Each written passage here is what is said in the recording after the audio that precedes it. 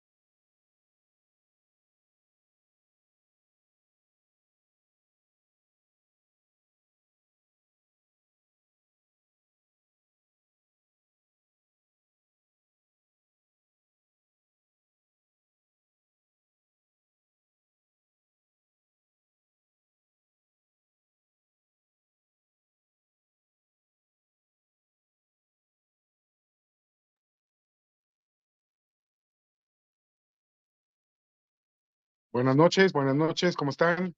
Todos, a todas, ¿cómo les va? Germán, Sharon y Silvia. Saludos, buenas noches. Profesor, buenas noches.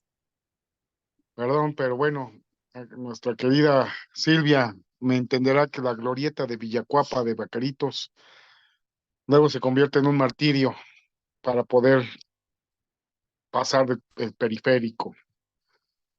Una disculpa, pero bueno, esa situación fue el día de hoy de un poco de tráfico. ¿Cómo están? Pues vamos a arrancar y a continuar con nuestra sesión.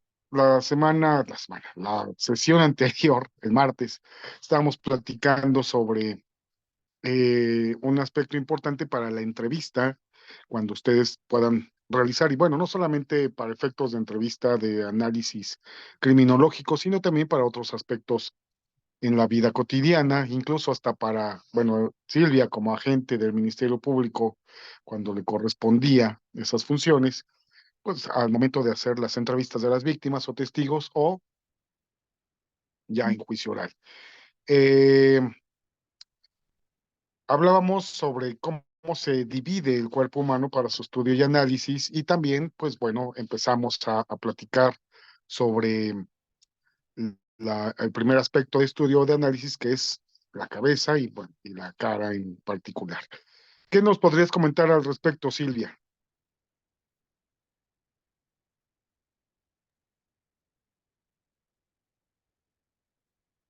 Adelante.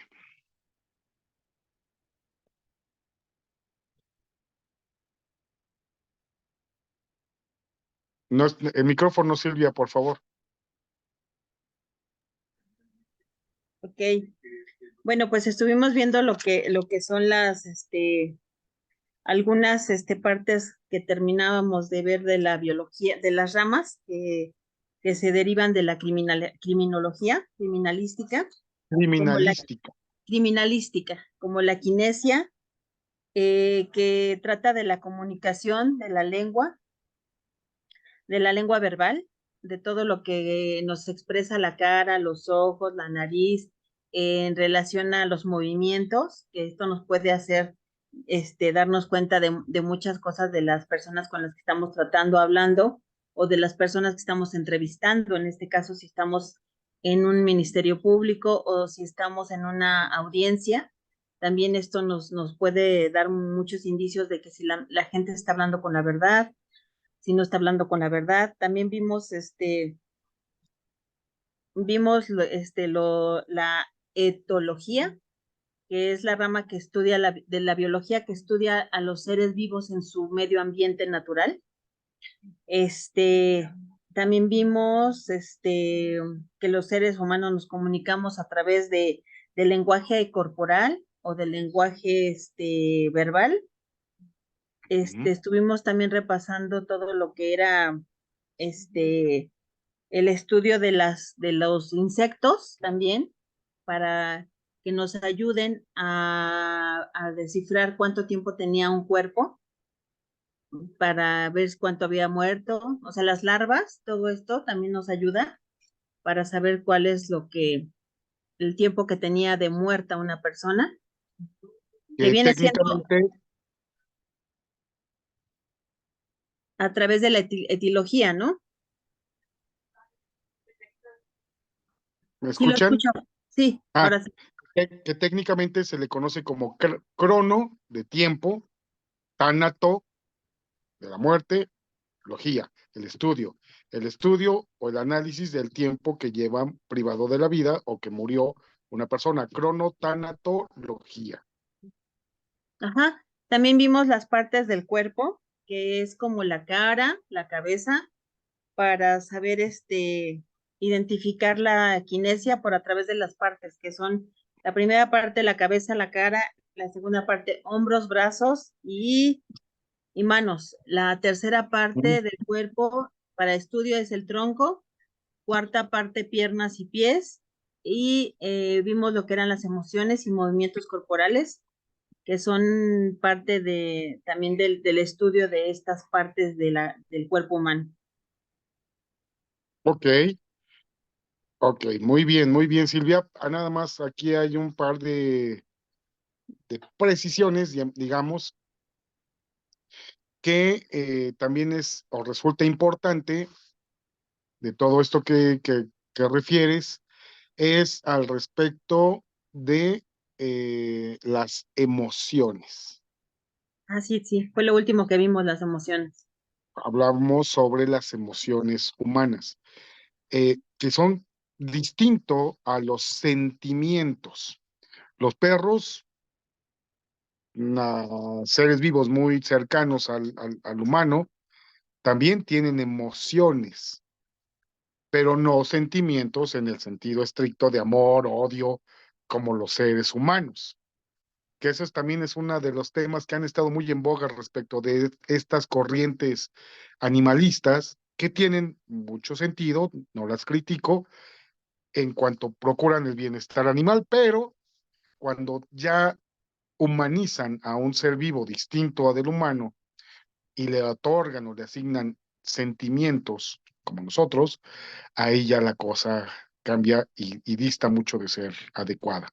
Bueno, entonces, hablábamos sobre precisamente las emociones que independientemente de la cultura o de la latitud geográfica o la ubicación geográfica de un ser humano, incluso hasta de su edad, es exactamente las mismas en Japón, en Argentina o en la Ciudad de México, ¿no? O en Tijuana. Y a partir de eso se va normando un criterio y se va haciendo una homologación para efectos de realizar entrevistas. Estábamos hablando un poco sobre los mecanismos que utilizan los psicólogos, que se contratan o se especializan en las pruebas de control de confianza del personal, principalmente que trabaja en áreas sensibles dentro de la administración pública, como es las áreas o centros de inteligencia, las personas que trabajan en establecimientos penitenciarios y obviamente en las policías y en las fiscalías de justicia federal o de las entidades federativas, porque derivado de la naturaleza, de la materia y de las cosas que se conocen, no se tiene referencia, pues es obviamente que es un área muy sensible. Bueno, no hablar de seguridad nacional, que es todavía mucho más sensible para efectos de la salvaguarda de la soberanía y de la integridad de una Estado-nación. Entonces, digamos que esa es de donde nace todo esto también o cómo se aplica la entrevista psicológica aplicada a la seguridad pública o la seguridad nacional. Eh, Estábamos platicando el martes anterior sobre el primer aspecto o primer parte del cuerpo a analizar, que era la cabeza y la cara. Y dentro de la cara empezamos a hablar sobre las microexpresiones, es decir, reflejos naturales del cuerpo, específicamente en el rostro, que son movimientos involuntarios y que duran fracciones de segundo en algunas ocasiones y que para efectos del buen observador puede llevar a tener ese análisis de cómo se van demostrando una persona que señala o dice que aparentemente está muy tranquilo, pero demuestra o evidencia con esas microexpresiones desagrado, fastidio, aburrimiento o enojo. ¿Estamos de acuerdo?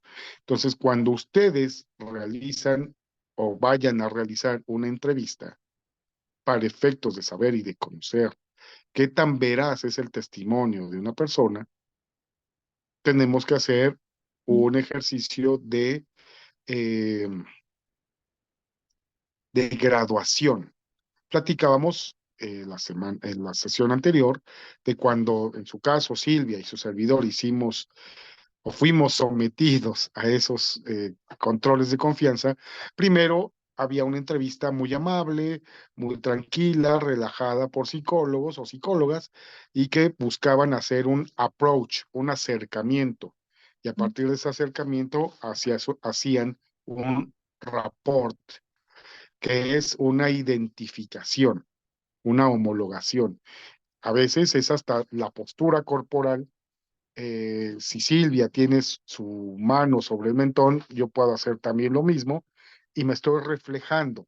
¿Para qué? Para que Silvia involuntariamente haga un espejo de su persona con la mía y que diga, bueno, estamos en sintonía, estamos en el misma, como decimos, estamos en la misma frecuencia, como si fuera estación de radio, ¿no? Y nos ponemos de esa forma. No de manera, ahorita obviamente es muy evidente, pero durante la charla el entrevistador, ¿qué es lo que hace sin que el entrevistado lo vea tan obvio que Silvia se pone la mano en el mentón y yo inmediatamente después, sino que estamos platicando, hasta hacemos algún comentario y, y normalmente se hace muy tranquilo y a los ojos del entrevistado va generando esa confianza, esa identidad. Cuando ustedes, bueno, es muy obvio, cuando vean ahora, analicen a las parejas cuando salgan a cenar con la propia, pero pónganse a ver a otras parejas y van a ver, mira, hay una identidad. Obviamente están en el proceso de enamoramiento y cómo se sientan, cómo se ponen los dos a verse, y eso es eso precisamente, algo muy obvio cuando una pareja de jóvenes o de adultos enamorados, pues hacen esos mismos movimientos corporales, hacen un approach, un rapport. Pero para efectos de lo que nos interesa, sin que nos demos cuenta, el entrevistador hace este espejo para buscar empatía y poder generar confianza con el entrevistado. Primer punto. Segundo punto es hacer preguntas muy sutiles, intrascendentes, donde sabemos y tenemos el conocimiento, sin lugar a dudas, que la respuesta es veraz. Si yo le decía a Silvia, bueno, hoy martes 15 de febrero, le voy a decir Silvia, no es 13, no es martes 15 de febrero, es jueves, que estamos, jueves 17 de agosto. Oye, Silvia, hoy es 15 de febrero. No, va a contestar inmediatamente, de manera rápida, espontánea, con un tono de voz, con una inflexión, donde ese no o ese sí es indubitable, como dicen los peritos, ¿no? No hay duda de que ese sí o ese no es congruente y es correcto y es el veraz. Entonces, a partir de esas preguntas de graduación, es cuando vamos a continuar con otras preguntas sobre aspectos personales, sobre aspectos familiares, aspectos laborales, para obtener información de quién es el sujeto entrevistado, por qué le interesa integrarse a esta institución, o si ya había estado en otras, o por qué renunció, o si lo despidieron, su historia de vida, académica, personal, familiar, de pareja, etc. Esta información sirve para ir obteniendo datos sobre la persona entrevistada, sobre sus antecedentes personales. Acuérdense que lo que hablábamos hace un par de semanas atrás, cuáles son los factores que debemos analizar para hacer un análisis criminológico de una localidad, de una comunidad o de una persona. Entender el contexto en el que se vive. ¿Se acuerdan? Que hablábamos sobre cuestiones demográficas, culturales, de servicios, de vivienda, de educación o de cultura, y todo esto va dando ciertos parámetros estadísticos para efecto de poder determinar y dar una conclusión a ese sujeto o esa comunidad que se está estudiando. Es muy interesante esta anécdota que cuento y ahora se las comparto. En el año 2014, por el área en donde yo estaba trabajando, me tocó conocer, y no solamente conocer, sino trasladarme ese mismo día a la colonia penal federal. Bueno, ya era complejo penitenciario federal Islas Marías. Había un motín que se había suscitado el sábado 2 de febrero del 2013. Entonces yo llegué a las Islas Marías en la tarde, noche de ese mismo sábado, como a las 7, 8 de la noche, como esta hora, hagan de cuenta. Y bueno, pues a tener información, cuáles eran los reos, ahora PPL, personas privadas de la libertad, en términos de la legislación de la Ley Nacional de Ejecución Penal, así se les denomina ahora, PPLs, pero bueno, en ese entonces los internos, cuántos habían, en qué campamentos o en qué áreas de las Islas Marías se había generado el motín, lesionados, heridos, cuántos habían ya recapturado, por llamarlo así, cuáles eran las cuerdas, cuáles ya se estaban esperando. La cuerda es el grupo de presos que en conjunto se cambian de establecimiento penitenciario, ¿no? De centro penitenciario, de ahora de reinserción. Y bueno, y todavía había unos internos que se encontraban en el monte. Hay como una pequeña cordillera en la isla María Madre. Entonces, pues bueno, ya los oficiales de policía y los de la Marina pues andaban en ese tema. Pues sí, había un ambiente realmente tenso, pues, había un motín, había internos amotinados y en libertad, digamos, no confinados en sus espacios, pero aquí lo trascendente fue al día siguiente, ya el sábado, cuando se empiezan a calmar las situaciones, y tengo una foto, se las voy a compartir con la coordinación, de un interno con características físicas, pues sí, de Sonora, Sinaloa, del Pacífico, digamos, de esa región, eh, sentado, golpeado en rostro, partes del cuerpo, pero para efectos, cuando empecé yo a hacer la entrevista de esta persona, sobre su origen, sobre el delito por el que se encontraba privado de la libertad, y de las vivencias que se estaban presentando ahí en el penal. Como decía Silvia, aquí son blancas corderitos, son un pollito chiquito, inocente, indefenso, pero el rostro desencajado, de desesperanza, de temor auténtico de este muchacho, le pedí si me permitía tomarle una fotografía, sentado, con los brazos cruzados, volteo hacia mí, que estaba yo arriba de él, bueno, en desnivel, por llamarlo así, le saco la foto.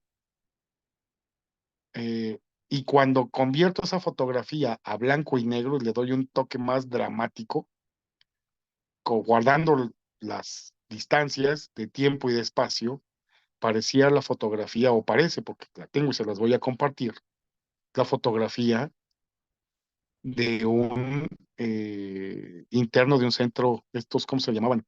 Un campo de concentración en la Alemania nazi.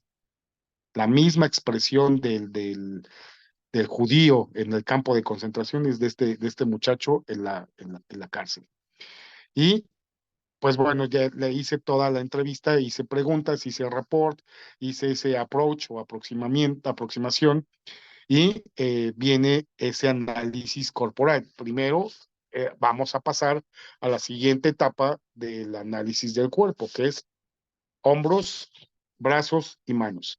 En este punto quiero señalar y decirles a ustedes que mientras más alejado esté la extremidad del cuerpo humano de la cabeza, ¿qué va a pasar? Es y más incontrolable o más involuntario ese movimiento corporal del cuerpo humano.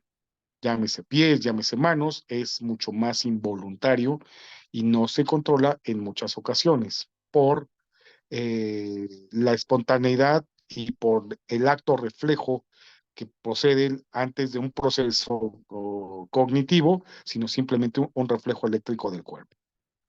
Hasta aquí, ¿alguna pregunta, comentario, Sharon?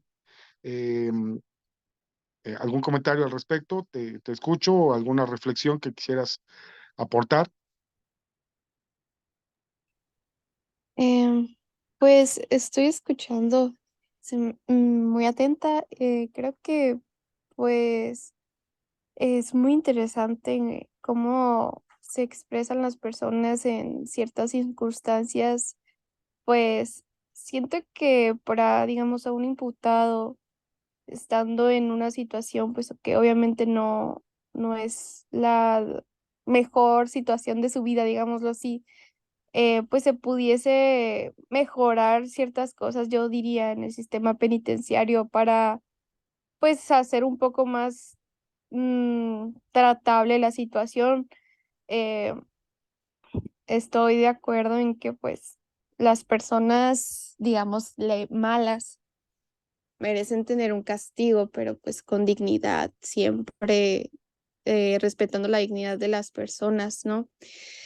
Y en cuanto a a lo que mencionaba de las entrevistas, cuando entrevistan a las personas más en el sistema penal, depende mucho de la persona que estás entrevistando, la manera en la que te responde.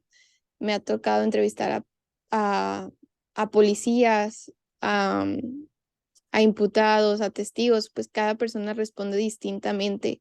Y sí, te ayuda mucho a conocer en cuanto a a la forma de su cuerpo, la forma de sus manos, como lo comentaba. Te ayuda a entender, por ejemplo, me ha tocado que cuando están mintiendo, y esto lo leí en un libro precisamente de lenguaje corporal, voltean mucho a ver al lado derecho, si no mal recuerdo. Cuando preguntas y te contestan y miran al lado derecho, pues no siento que sea una ciencia exacta, pero te da una guía de ver cuando alguien te está mintiendo.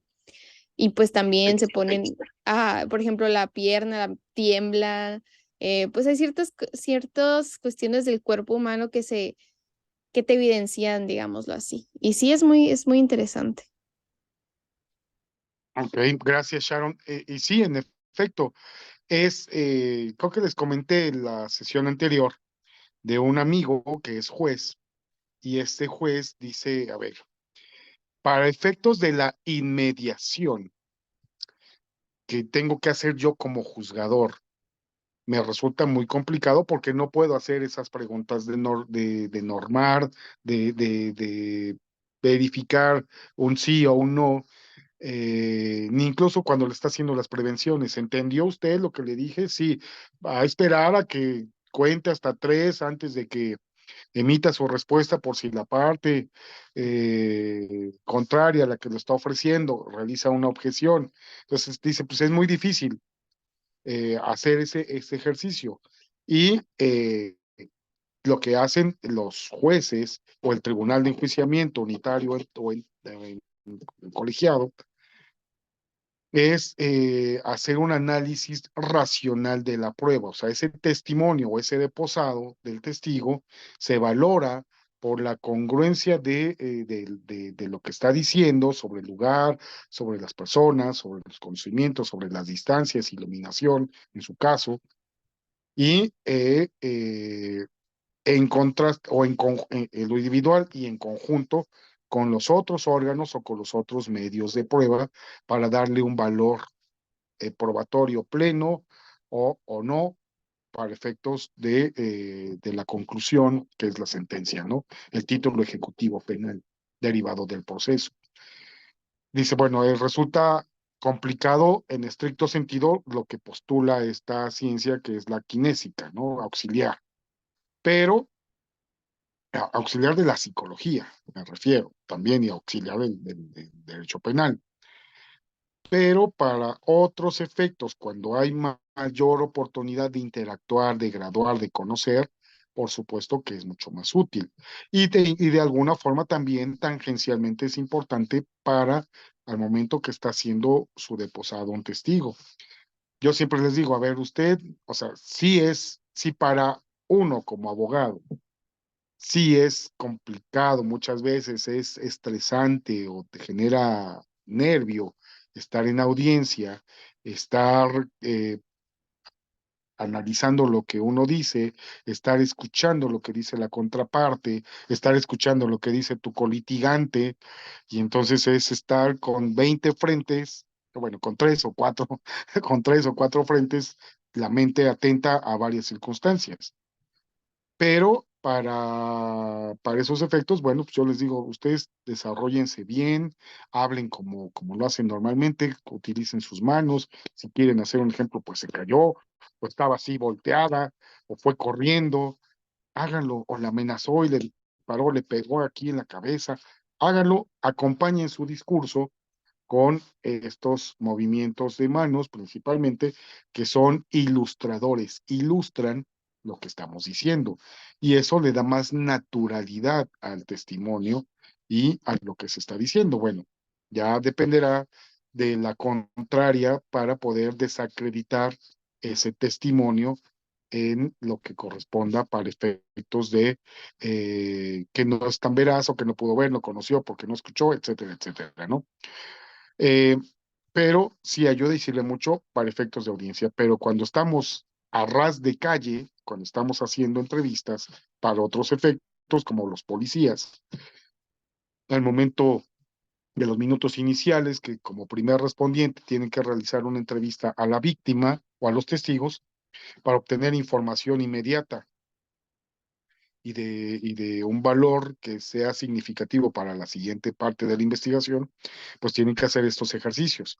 Y como bien dice Sharon, bueno, si estás, como seguramente ya se habrán dado cuenta que yo estoy generando mi vista hacia mi lado derecho, izquierdo suyo, ¿qué estoy haciendo? Estoy hablando, pero al mismo tiempo por dentro de mi cerebro estoy hilando la siguiente frase o la siguiente información que les quiero decir. Estoy elaborando un discurso, estoy procesando la información, aunque estos temas ya los he dado en muchas ocasiones, pues tengo que ir sacando los archivos y los expedientes para saber qué es lo que viene a continuación y estoy elaborando una respuesta. En cambio, si yo giro mis ojos hacia mi lado izquierdo, derecho de ustedes, estoy atendiendo a la parte de la respuesta inmediata, del recuerdo vívido y que es algo más natural, que es algo que no estoy inventando, estoy elaborando, sino que es algo que recuerdo de manera natural y espontánea. Eso también es importante para efectos de la vista, que eso lo platicábamos la sesión anterior. También hablábamos sobre estas microexpresiones, sobre los picores que dan en la comisura de los labios, la nariz, Estas son señales de que que la persona está sometida a estrés o al nerviosismo grande, alto, que genera esta energía interna del cuerpo que por algún lado tiene que expresarse o salir, como es también la falta del líquido lagrimal en los ojos, que eso genera que se aumente el parpadeo, y la falta o ausencia, en muchas ocasiones, de saliva en la boca. Y hemos escuchado esa frase: tengo la boca seca del coraje, tengo la boca seca del miedo. Pues sí, porque el agua, finalmente, de esta parte del cuerpo, de la cavidad bucal, no la necesitamos ahí para la deglución o para el habla, la necesitamos para transpirar y regular la temperatura del cuerpo y poder controlar ese aumento de temperatura corporal por el aumento de circulación o de flujo sanguíneo, de la respiración o del ejercicio. En la China antigua, la China imperial, cuando hacían interrogatorios tanto a testigos como a posibles participantes de un evento delictivo, eh, cuando les iban a preguntar si había traicionado al emperador o si había vendido o lo que sea, ¿qué hacían? Algo se dieron cuenta, obviamente a partir de la vista, se dieron cuenta que no había saliva en la boca, ¿no? Entonces, a los posibles participantes o sospechosos, como se decía antiguamente, les daban una cucharada de arena seca para que la tuvieran en su boca, y cuando les estuvieran haciendo el interrogatorio, si carecían de la posibilidad o la facultad del habla, porque no había saliva, entonces el entrevistador, militares o el verdugo, le cortaba la cabeza, porque si no tiene saliva, está mintiendo. Entonces, es algo de, de, de conocimiento popular, pero que sí tenían mucha razón. Bueno, no necesariamente de que esa persona fuera mentirosa o que fuera el culpable, sino simple y sencillamente porque se encontraban en una situación de alto estrés. Eso sí, ¿cuántas personas o cuántos testigos nuestros, para nosotros, digamos, es muy normal acudir a una agencia del Ministerio Público a hacer los trámites que tengamos que hacer, a presentar un detenido, a presentar una víctima y que en entrevista manifieste los hechos, pero sabemos que no hay ninguna repercusión nosotros como abogados, pero las personas no. Tenemos que entender lo que pasa en los procesos mentales, emocionales de las personas, que es altamente impactante y altamente complicado, aunque sean víctimas.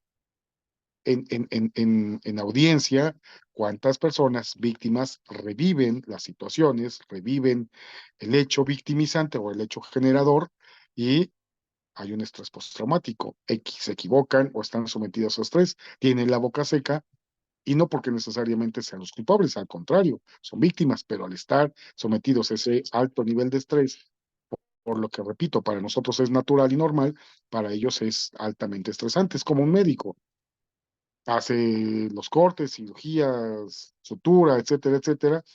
Y pues bueno, pues forma parte de su práctica profesional, pero para las personas, pacientes o sus familiares, pues es de alto miedo, estrés o nervio. ¿Ok? Silvia, ¿algún comentario sobre esto que precisamente nos quieras compartir? ¿Alguna experiencia tú como Ministerio Público? Adelante, Silvia. Hola, pues no, profesor, todo está muy entendible y pues, híjole, como experiencias, pues tuvimos bastantes experiencias de muchos lados, pero pues todo nos deja un aprendizaje. En homicidios, pues veíamos cosas muy terroríficas, muy feas. En robo de vehículos también veíamos muchas cosas.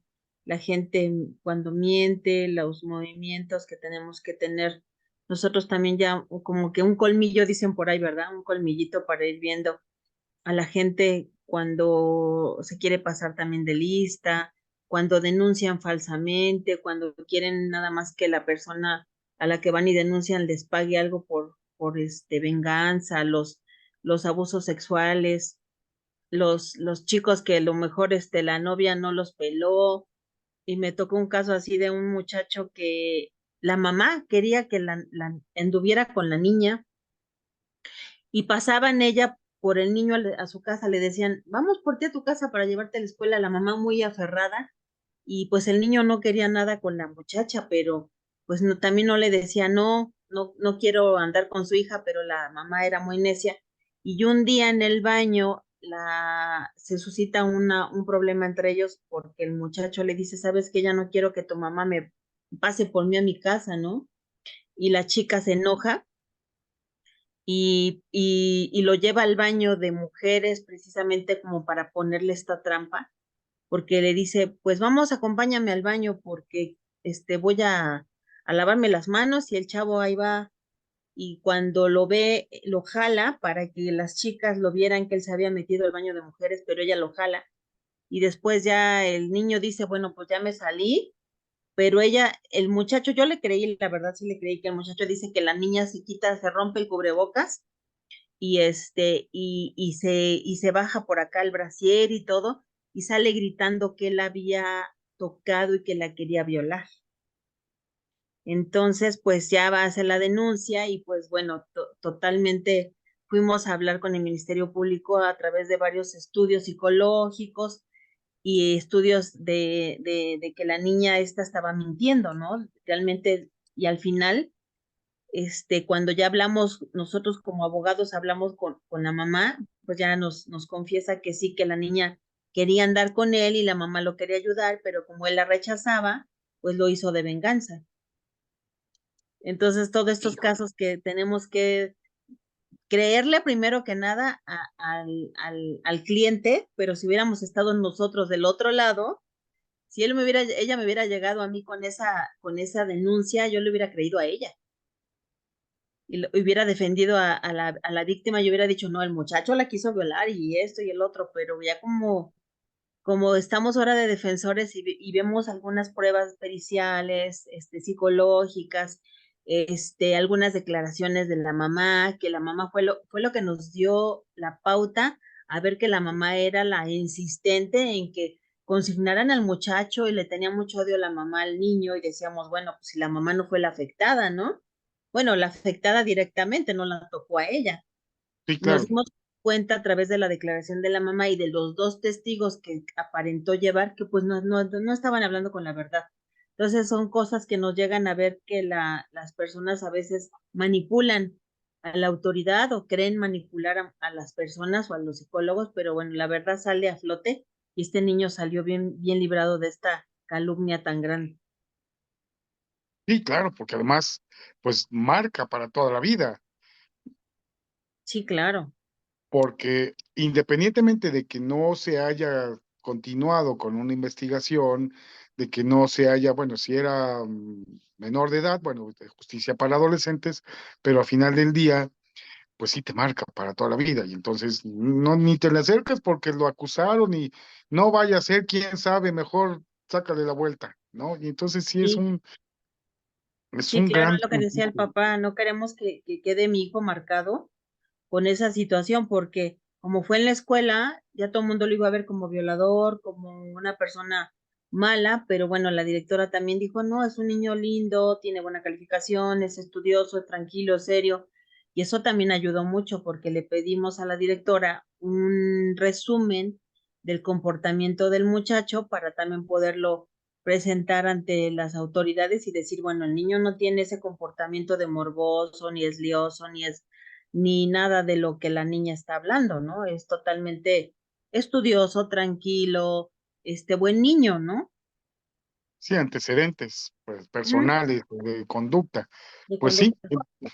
bueno, pues entonces, pues sí, habría muchísimos casos, pero bueno, ahora, hablando precisamente de manos y brazos, pues bueno, vamos, obviamente los hombros caídos, los hombros levantados, los hombros en posición de pelea, pero lo interesante para estos momentos, y esto viene mucho a colación de lo que comenta Silvia, y regresando al tema de las micropicores o de las comezones o de esa energía contenida, Ustedes también se habrán dado cuenta, Silvia, me refiero en particular a Silvia por la experiencia profesional y bueno, también Sharon, que ya está refiriendo de esas entrevistas o esas participaciones en audiencia, es cuando las personas se limpian o se quitan cabellos o fibras imaginarias, que a todas luces estamos viendo que su ropa está limpia, pero hacen esto, o se quitan,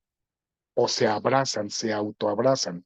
No como el muchacho que les decía de las Islas Marías que estaba cruzado de brazos, pero en una posición tanto de autoprotección, pero como de defensa, porque finalmente los codos son como una coraza que psicológicamente estamos anteponiendo ante cualquier otra situación.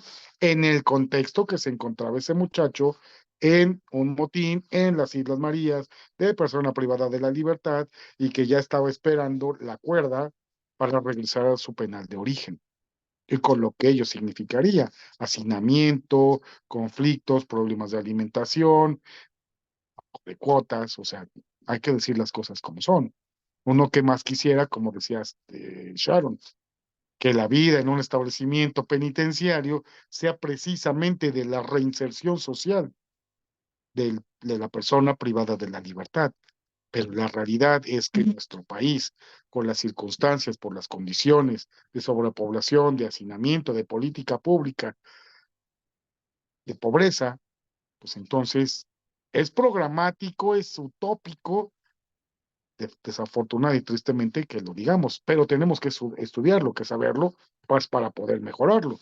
Pero esa es la realidad de se vive al día de hoy, de que todavía las personas en una celda para 6 u 8 internos, bueno, ahora PPLs, están albergándose hasta 30 o 35 o a 40 personas en una celda diseñada para 6, con todos los problemas que eso conlleva, sanitarios, de espacio, de que las personas se tengan que materialmente, y sigue esa práctica de amarrarse a las celdas o arrinconarse para poder medianamente dormir. Entonces, ese es un aspecto, pero bueno, en lo que a nosotros nos ocupa, decíamos, de esas dos entrevistas del hijo del cineasta Sirvent, cómo se está sujetando las manos, haciendo estos automasajes que es precisamente una forma, y esto lo sabemos de manera natural, es una forma de qué, de sacar esa energía contenida, de ese estrés.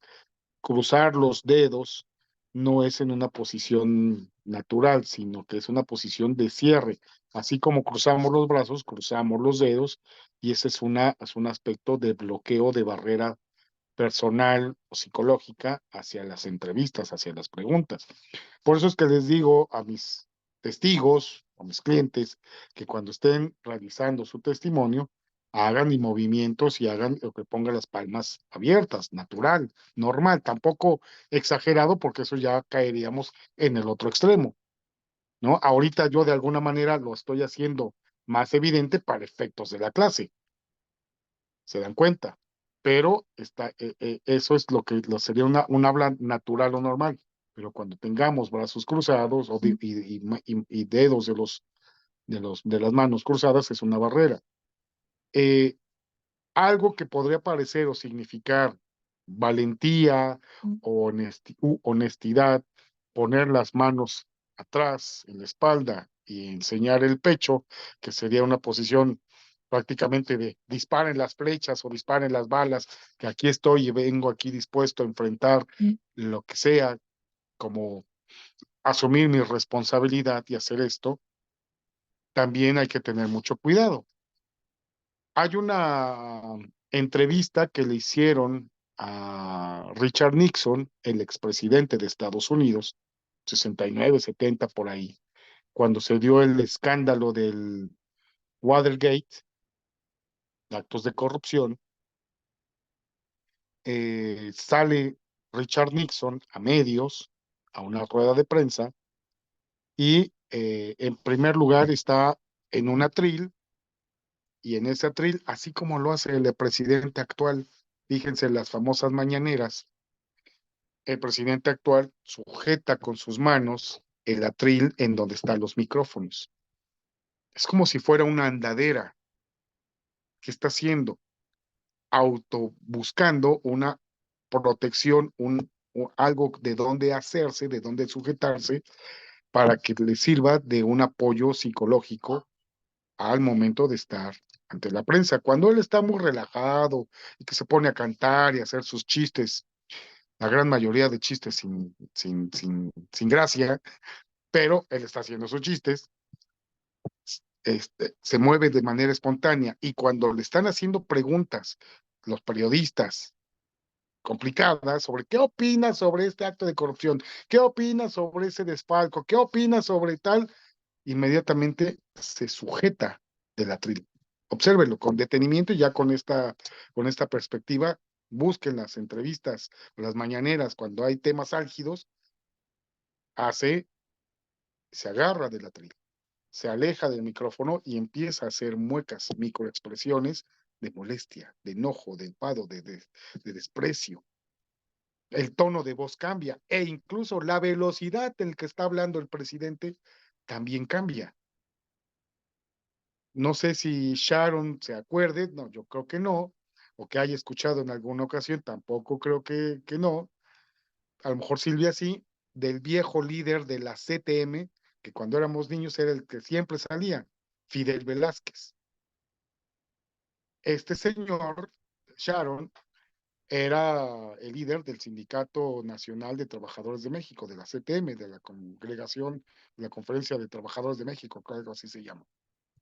Este señor tenía una particularidad, hablaba igual que el peje de gobierno, muy pausado, muy arrastrado, y muchos decían, bueno, pues ya es una persona grande, mayor de 75, 80 años.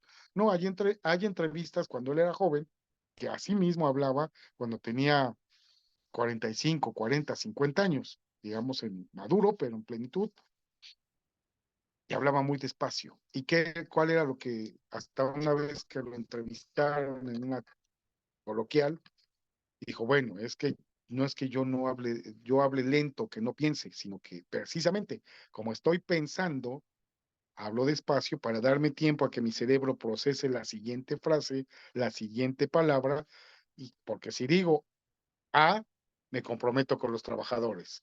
Si digo B, me comprometo con los políticos. Y si digo C, me comprometo con el presidente. Mejor digo X y no me comprometo con ninguno. Y hasta decía, bueno, si lo piensas, no lo digas. Si lo dices, no lo escribas. Y si lo escribes, no lo firmes. Y si lo firmaste, di que la firma no es tuya. O sea, todo era negación con ese señor, ¿no? Pero tenía una gran razón de ser. El presidente no es porque no hable rápido o hable con una cadencia normal. El presidente habla despacio porque está pensando cuál va a ser la respuesta. Es una técnica depurada que a veces lo critican porque habla despacito el viejito, pero no. Andrés Manuel López Obrador hace 20 años hablaba igual y tenía 45 años, 43, 30. Siempre ha hablado así porque, tomando el ejemplo de Fidel Velázquez, habla despacio para pensar la siguiente respuesta. Que a veces nos cuesta trabajo cuando estamos en un discurso, o cuando nos cuesta trabajo cuando estamos en audiencia. Pero también les recomiendo, además de la pauta, que esa es obligatoria, que siempre debemos de llevar, de qué puntos vamos a desarrollar o los artículos que vamos a invocar para esa audiencia y ese tema en específico, esa materia de la audiencia que desahogamos, también tenemos que tratar de hablar un poco más pausado, con más calma, para no atropellarnos primero las palabras y segundo, saber exactamente que lo que estamos diciendo es congruente, es adecuado y es jurídica y técnicamente correcto, ¿no? Cierro ese paréntesis y regresamos a la parte kinésica. Entonces, estas personas que hacen ese barrido, esas limpiezas o autoabrazo, autoprotección, alejamiento, es una forma de expresión corporal de una protección para evitar la responsabilidad penal de la que pudieran ser sujetos y evitar las preguntas que generen algún conflicto con el entrevistado. Eso es algo que es muy importante tomar o tener en cuenta. Hay un video, se los voy a compartir también por medio de la coordinación, que se llama Los secretos del lenguaje corporal o técnicas de interrogatorio policial. Hay un caso muy interesante, digamos, ilustrativo, donde una persona masculina de 50 años aproximadamente priva de la vida a su vecina del departamento superior, que además era su casera. La priva de la vida con golpes contundentes, con un martillo, con un mazo. Pues imagínense, pues. Eh, Cuando lo detienen, los policías, esto sucedió en Texas, porque observan que en el lóbulo de este sujeto había aparentemente líquido hemático, sangre. Entonces, había exposición de masa encefálica, sangre de la víctima. Entonces, cuando ven eso, ¿cómo se llama técnicamente aquí? Una sospecha razonable, ¿no? Para poder realizar ese nivel de contacto del policía, un nivel de contacto superlativo que es la detención. Si bien es cierto, no había flagrancia como tal, porque no lo vieron cometer el hecho ni inmediatamente después, pero sí con ese indicio, los policías en Estados Unidos, como se le llama en Estados Unidos, la causa probable, decidieron detenerlo. En Estados Unidos, las entrevistas que realizan los agentes de investigación son técnica y jurídicamente viables. Aquí en México, los legisladores en la reforma constitucional al 20 de nuestra Constitución no autorizaron como acto de investigación las entrevistas policiales, sin que existiera o estuviera de por medio el defensor para supervisar y controlar de que no hubiera alguna autoincriminación o coacción por parte del entrevistador. En Estados Unidos son totalmente legales siempre y cuando el sujeto entrevistado así lo autorice, porque también hay un antecedente que se le conocen como las Miranda Warrants o las garantías Miranda, que se le debe de hacer del conocimiento al momento de la detención de por qué se le está deteniendo, cuál es el delito que se le puede imputar, quién está deponiendo en su contra y sobre todo el derecho a ser asistido por un abogado, no solamente a guardar silencio, sino ser asistido por abogado. A pesar de que existan estas garantías Miranda, bueno, si el sujeto decide colaborar y ser entrevistado por el investigador, es totalmente legal y puede presentarse esa confesión como totalmente válida para efectos de presentarla ante la Corte Americana. Pero bueno, en este caso es en Estados Unidos, en Texas. El entrevistador le empieza a hacer ciertas preguntas de dónde vive, que si hay un restaurante cerca porque tenían hambre para ir. Dice, sí, hay un restaurante tal, tal, y es buena la comida, y sí empieza a obtener lo que les digo, un sí o un no. Y conocías a la víctima y empieza ahí ya el proceso de entrevista. Fíjense en algo muy importante. Todos los victimarios, cuando se refieren a sus víctimas, o a los hechos que se les imputan, hacen un movimiento de separación.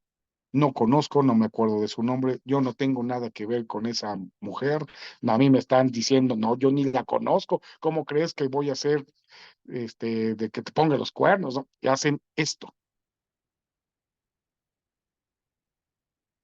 Dos ejemplos, uno ya histórico y otro, bueno, histórico, pero no tan viejito. Primer caso, ¿se acuerdan del expresidente de Estados Unidos, Bill Clinton, y del affair que tuvo con su becaria, Mónica Lewinsky? Cuando sale a medios, Bill Clinton, yo no tengo nada que ver con esa mujer, y hace este barrido y este ademán. Cuando a la ex esposa del presidente Peña Nieto, Angélica Rivera, yo no tengo nada que ver con actos de corrupción o con esa casa. Hace exactamente el mismo movimiento.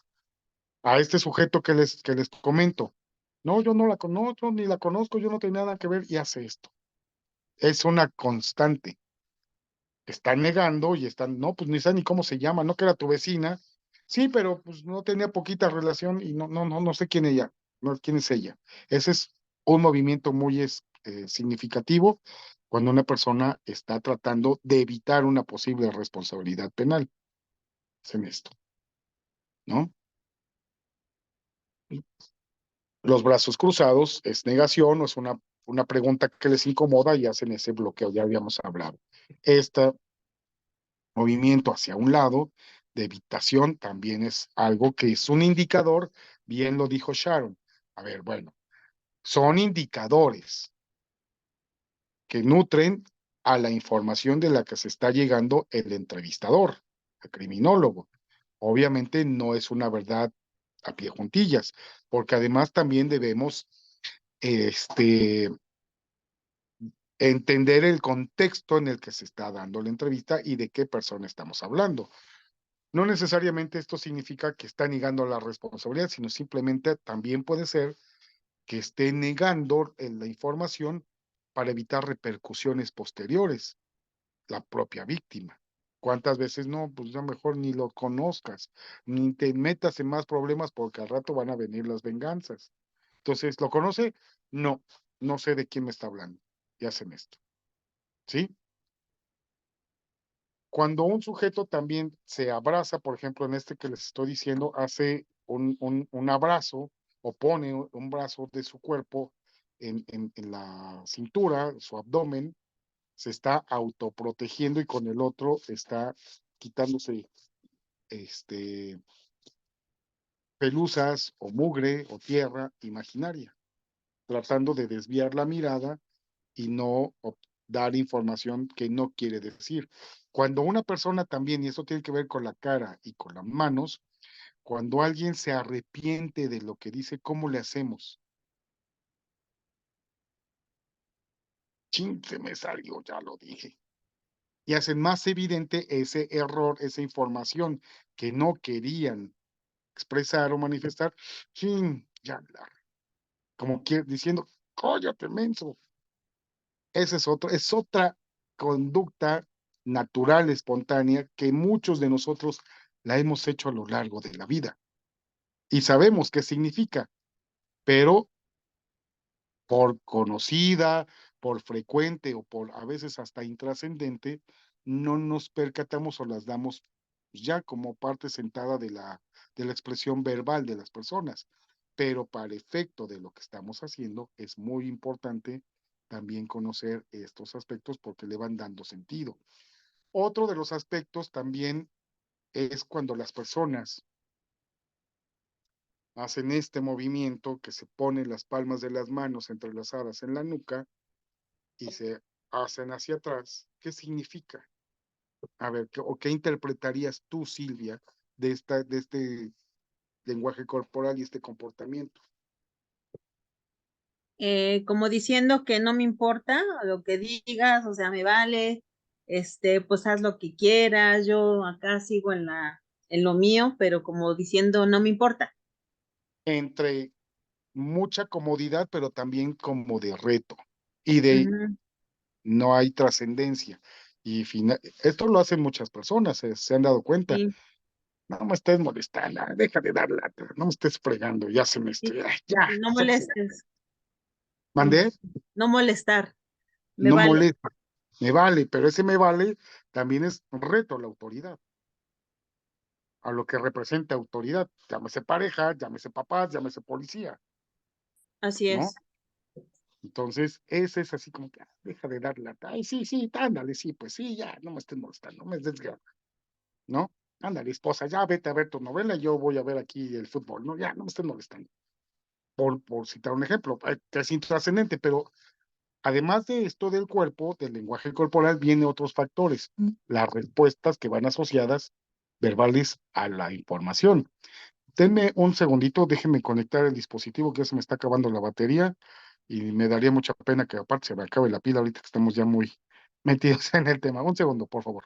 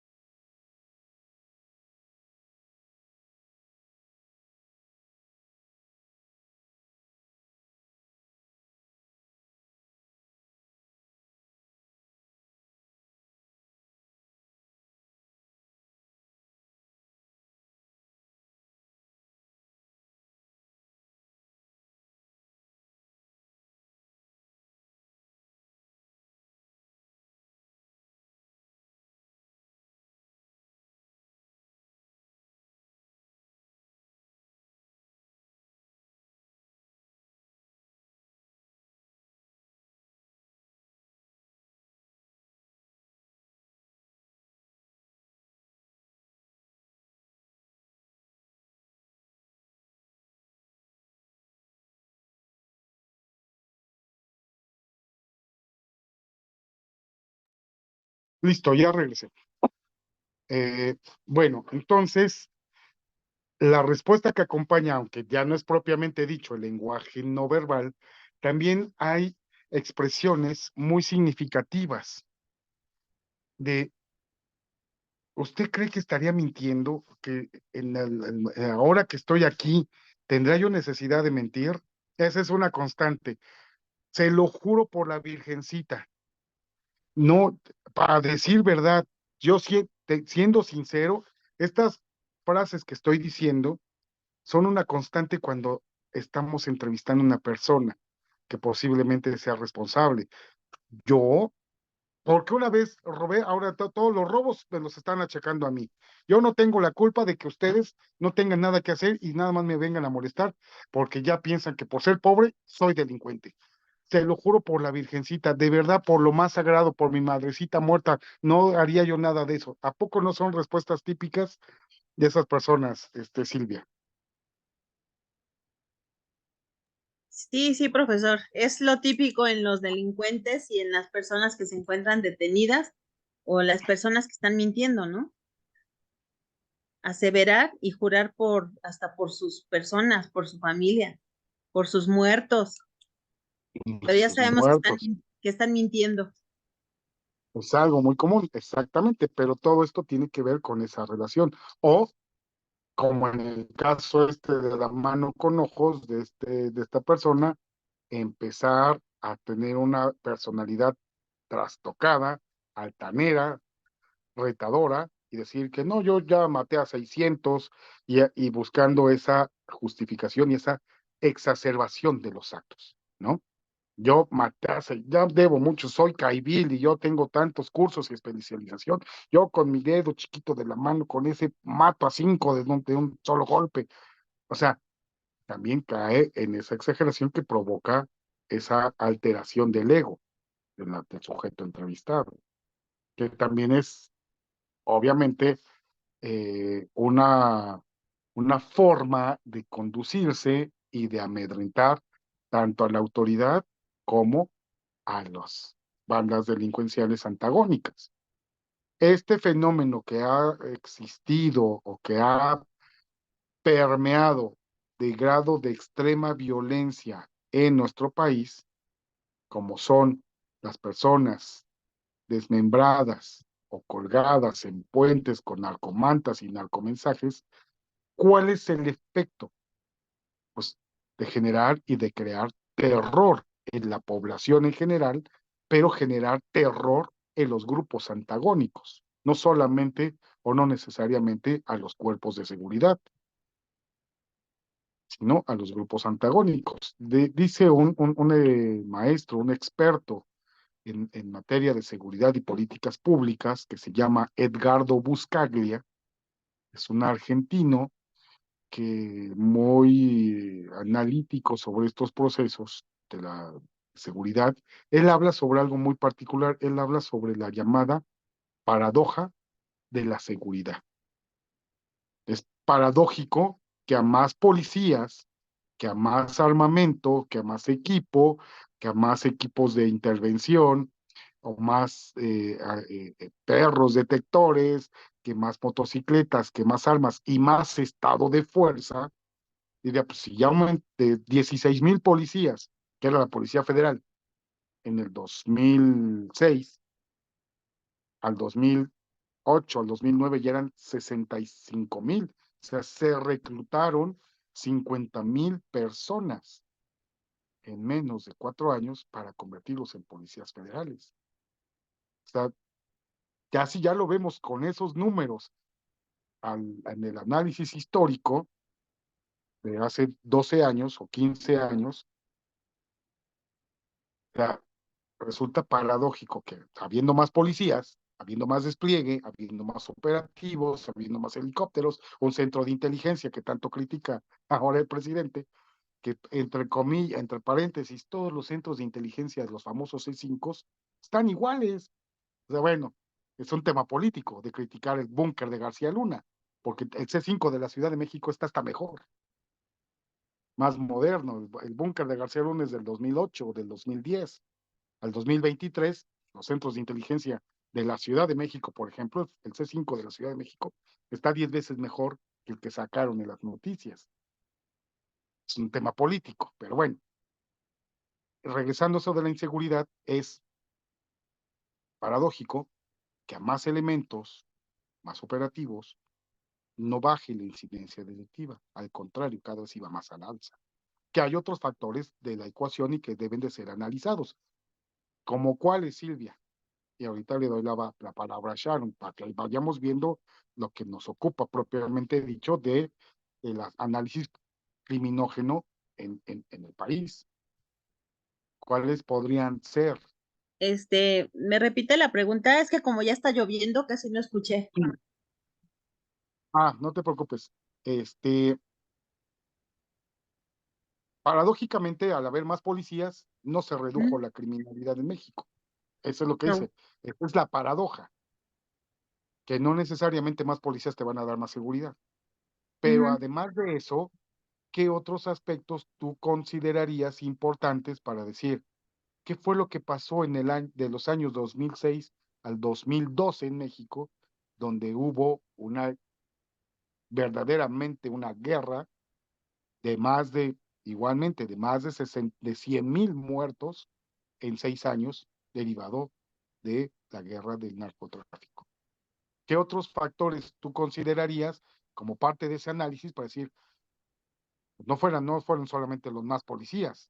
Lo Ujú. que ya sabemos ahora, que el Claro. secretario de Seguridad favorecía a un grupo delincuencial y estaba atacando a los otros. Eso ya lo sabemos al día de hoy. Pero ¿qué más? ¿Qué otros factores incidieron en México para que aumentara los delitos del narcotráfico? Bueno, yo El pienso, yo pienso que los factores que influenciaron para que esto se desatara más sería también la corrupción entre autoridades y estos grupos delictivos que ahora ya se ven más en la Ciudad de México, que antes decían que no había grupos delictivos en la Ciudad de México de narcomenudeo, pero sí los hay, ¿no? A gran escala. La corrupción, la pobreza, también la falta de trabajo, que los chavitos ahora en día ya no les preocupa tanto ir a estudiar, sino que dicen dinero fácil, ¿no? Nos ponemos a vender drogas, sobrecitos y de ahí sacamos mejor lana que ponernos a estudiar. La pobreza, el incremento de inseguridad también. Yo siento, y para mí siempre ha sido un tema la policía, de que la policía ya no cuida, la policía ya no hace su trabajo. ¿Por qué? Porque si la otra policía de antes estaba más controlada la delincuencia y todas estas mafias, era porque los dejaban trabajar, porque había respeto hacia las autoridades. Ahora también siento que la policía no se mete, no hace su trabajo porque también nadie los respalda. No hay respaldo hacia la misma policía de decir, bueno, tú haz lo que tienes que hacer, deténlo, somételo y nosotros como autoridad te vamos a proteger tus derechos como policía.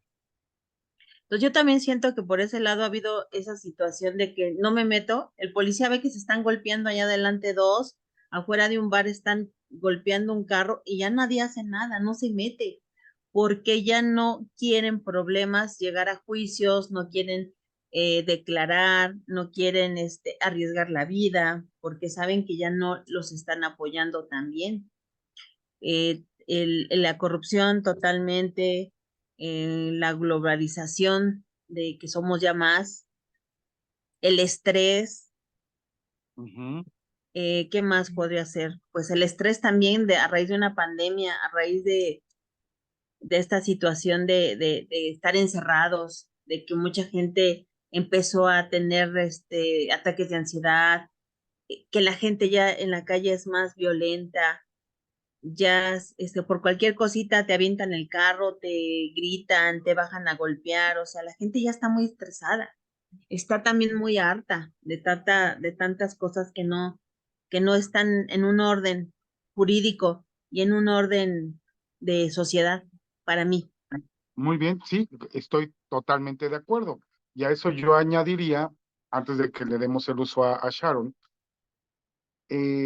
sobre todo aquí en la Ciudad de México, fue algo muy significativo. No me acuerdo exactamente el año, pero creo que fue por ahí del 2010, 2011, cuando en la zona de Polanco, en la Ciudad de México, una zona de una plusvalía alta, Sharon, y que hay muchos bares, restaurantes, eh, muchos de moda, saliendo un viernes por la noche, un par de mujeres son detenidas o se les marca el alto por un filtro policial para la revisión de que no estuviesen en estado de ebriedad. ¿Quién fue la protagonista? Ahorita que acaba de terminar esto de la Casa de los Famosos, el primer programa del mismo formato, que se llamó Big Brother, de la primera generación de esas aspirantes actrices, etcétera, cantantes, una de ellas, que fue la que lo protagonizó el caso, la detienen, o bueno, le marcan el alto, un control, ahora como le llamamos, un control provisional preventivo, le hacen ese control provisional, le empiezan a entrevistar y esta señora o mujer empieza a proferir palabras altisonantes a los policías. Desempleado, gato, hambreado, y esas son las menos, ¿no? Les dijo de barbaridades y media. El punto es que para mí también es otro de los parteaguas, de los elementos que hicieron un cambio en la sociedad mexicana y en la sociedad de la Ciudad de México, que al día siguiente el secretario de Seguridad Pública de la Ciudad de México, bueno, todavía Distrito Federal para esas fechas, el secretario Mondragón y Calp, un señor alto, corpulento, calvo, ya mayor, así como esas figuras de los luchadores antiguos de las películas mudas, sale a medios sobre ese incidente y dice, bueno, los policías actuaron muy prudentes a las agresiones verbales de esta persona y para evitar una confrontación mayor, la dejaron que continuara su camino. Fueron muy prudentes mis policías. ¿Cuál fue la lectura? Mientras la jefa a un policía, escúpele en la cara y no pasa nada, ¿no?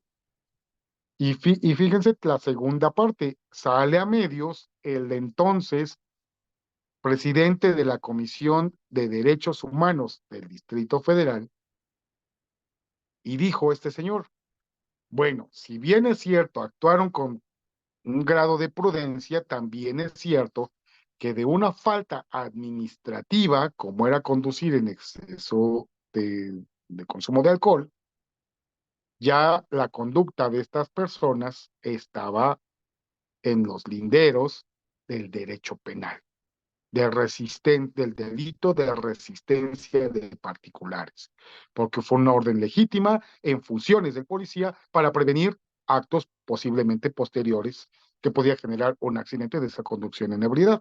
Y ante esa conducta de esta mujer, los oficiales pudieron realizar el siguiente paso, el siguiente nivel de control. ¿Cuál era? La detención. Un acto de molestia temporal que tenía que ser revisado, supervisado, legitimado por el Ministerio Público y después por el juez. Todavía no teníamos el sistema, estaba naciendo el sistema acusatorio o estábamos en esa transición, pero digamos que a la luz del antiguo proceso penal era también viable y poderla detener por resistencia de particulares. Un delito cuya pena en su caso sería menor de, no me acuerdo exactamente, Silvia, a ver, ayúdame, pero creo que son 2 años. 2 años la pena para un delito de resistencia a particulares. ¿Sí estoy en lo correcto? Sí, sí, es de meses a 2 años, pero sí, es que ese delito había muchísimos detenidos por desobediencia de particulares. Ahora ya, creo que ya lo van a quitar del código porque ya no se usa. Pues sí, pero era posible. Obviamente, hay directrices y políticas que dicta el mando. Pero decía, pero lo pudieron haber detenido. Y es que era mujer y el policía un hombre. Se puede realizar una detención por un varón hacia una dama. Por supuesto que sí, porque es necesaria, es legal, proporcional, con los niveles de contacto y uso de la fuerza. Pero a partir de ese incidente, ¿Qué fue lo que generó? Hablando ya de factores sociales, culturales, que incrementaron la incidencia delictiva o la criminalidad, que es el tema de nuestra materia. También cómo influyen los medios o los famosos influencers, que en eso pues, ya se convirtió, y que a partir de ese incidente de hace 12 años aproximadamente, ¿qué fue lo que generó? La famosa denominación de las ladies de Polanco, y ya todas son ladies. Lady 20 pesos, Lady borracha, Lady X, o el Lord de Polanco y el Lord X y Z, ¿no? Se convirtió como en un calificativo para aquellas personas que transgreden el orden, que transgreden el control social y que generan conductas criminales o aparentemente criminales, guardando su presunción de inocencia. Pero esto, así como les decía de la fama, aquella película de Pedro Infante de las Islas,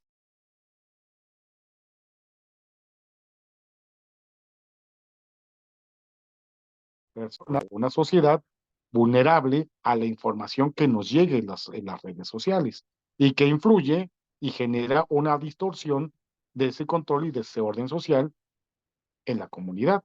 Y a partir de ahí, pues se dieron cuenta de que si le decías de improperios a un oficial de policía, pues no pasaba absolutamente nada, ¿no? Y como lo que dice Silvia, no, pues ya hasta lo van a derogar del Código Penal de la Ciudad de México, ¿no? Delito de resistencia particular, pues ya es historia. Entonces, ahí es a donde también viene un problema por parte de los legisladores y de la política pública. Estamos de acuerdo, ¿no? A ver, Sharon, ¿qué opinas al respecto? Y si nos puedes referir a algún ejemplo similar en tu localidad, que seguramente habrá muchos. Eh, espere, es que no entendí. ¿Qué opino con respecto al ¿Qué ejemplo que opinas? puso de ¿Qué opinas? la... Dime, dime, objeción, pregunta compuesta o pregunta confusa. Objeción, su señoría, compuesta? Es que yo estaba entendiendo que opinara con respecto a lo que decía Silvia, pero después dijo usted el ejemplo de Polanco, de la Bueno, mujer de... ok, Entonces ya me sí, tienes confundí. razón, disgregué. Ahora, bueno, de lo que decía Silvia, aparte de estos aspectos que bien refirió Silvia, ¿qué otros tú añadirías? Porque ya son tres preguntas que las junté. A ver, la primera, ¿tú qué añadirías a lo que manifestaba la compañera Silvia? ¿O qué podrías agregar? Pero respecto a que es que dijeron muchas cosas. Bueno, ¿de qué otros aspectos han incrementado o han fomentado el incremento de la violencia en México? Haciendo ese estudio, ese análisis ahora ya de los aspectos a considerar para las variables que han incrementado la violencia en nuestro país. Esa sería Oh, la primera. ok. Ok. Bueno, ¿qué otro aspecto que ha incrementado? Mm, pues más que nada, yo le puedo pues platicar de mi perspectiva de mi región, o sea, con la entrada del nuevo presidente, bueno, que ya va de salida, hubo muchos, en el norte del país, mucho, pero en excesiva violencia en cuanto a los cárteles, las plazas, el gobierno, con el cambio de gobierno. Entonces, eso hizo un aumento excesivo en cuanto a los cárteles que aquí se maneja de droga, obviamente, pero era que no nomás no se atacaban entre sí, sino a la población inclusive. Hubo demasiados muertos hace como 2 años en Caborca, en Obregón más que nada, desaparecidos, por lo mismo que como que el gobierno, pues no sé si es de opinión pública, pero pues el gobierno negocia con estos cárteles. Entonces, a lo que entendí, como que no se ponían de acuerdo de qué cártel iba a ocupar cierta plaza, y por lo mismo que el gobierno no, digamos, no tenía el control, se desató una serie de violencia en Caborca, que es una ciudad que es está como a 2 horas de Hermosillo, se consideró como, digamos, en un estado de guerra. O sea, después de las 6 de la tarde era imposible que tú pasaras ahí, era de que a diario homicidios, de policías, de cárteles, ministerios públicos. Hubo un caso muy sonado de un ministerio público que fue asesinado por equivocación, o es lo que dicen, ¿no? Y pues ahí, o sea, yo siento que también el gobierno, al no intervenir, eh, pues se desató una serie de homicidios, masacres. Aquí se da mucho que, bueno, y en Sinaloa más que nada, que las personas de los cárteles cuelgan a, a sus víctimas en los puentes. Entonces a mí incluso me ha tocado pasar, digamos, por Mochis, por un puente y están las personas ahí y pues sabes que es zona pues de peligro, ¿no? De riesgo. O sea, tú entiendes que no puedes pasar por ahí. Y yo cuando me tocó ver ese caso, eran como las 5 de la tarde cuando íbamos pasando por ahí y pues nos regresamos, obviamente por el temor, ¿no? Pero es algo del día a día aquí en el norte del país, más en ciudades como Obregón y Caborca. Ok, pues esas son las consecuencias. Ahora, ¿cuáles son las causas? Sí, o sea, el hecho de que el gobierno no atendió a la petición de los cárteles ahí. Me explico, como que no Ok, negoció. correcta y adecuadamente, y entonces nos dijo, a ver, esto te toca a ti, esto te toca a ti y esto te toca a ti. Y cada quien se respeta su territorio y aquí no pasa nada, ¿no? Entonces, eso sería otro aspecto a considerar, como bien decía también Silvia, la corrupción y la coacción por parte de los grupos delincuenciales a gobernante en turno, ¿no? Entonces, un aspecto más, corrupción. Una Ok, duda, eso de mm, negociar con delincuentes no se consideraría como un tipo de corrupción. por supuesto. Entonces, pero es lo que yo digo. Por ejemplo, los extremos no han funcionado. A lo poco que he vivido en México, pues que son 20 años aproximadamente, siento que los extremos solo han orillado muerte. Entonces, yo digo, ¿cuál sería la solución? Porque el problema el narcotráfico aquí en México es algo, pues, que inclusive en el ámbito internacional es por lo que se identifica a México. Entonces, yo no entiendo cuál sería la solución, porque por ejemplo, en 2010, el 2006, 2007, que fue cuando hubo esta como lucha contra el narco, que era no negociar con narcotraficantes, de que pues sí, o sea, era una guerra entre los policías y los narcos. Entonces no funcionó y ahora que pudiese ser un diálogo entre las plazas, también yo considero que está mal, pues porque pues no se trata de eso, pero lamentablemente pues el poder aquí en México pues no lo tiene el gobierno. Entonces no sé cuál sería la Bueno, solución. aquí la solución, y que no es mía o que no la he dicho yo, o sea, no es algo que yo haya desarrollado, sino que yo hago propio, lo dicho por otros, es el aspecto económico, la ruta o el camino y la vida del dinero. Si tú desactivas un grupo delincuencial como tal, ese mismo grupo se reordena, recluta a nuevos integrantes y se reposiciona. Para reducir la capacidad de fuego, de reclutamiento y de violencia extrema que tiene este país, a lo que se debe de atender, se llama el GAFI, Grupo de Acción Financiera.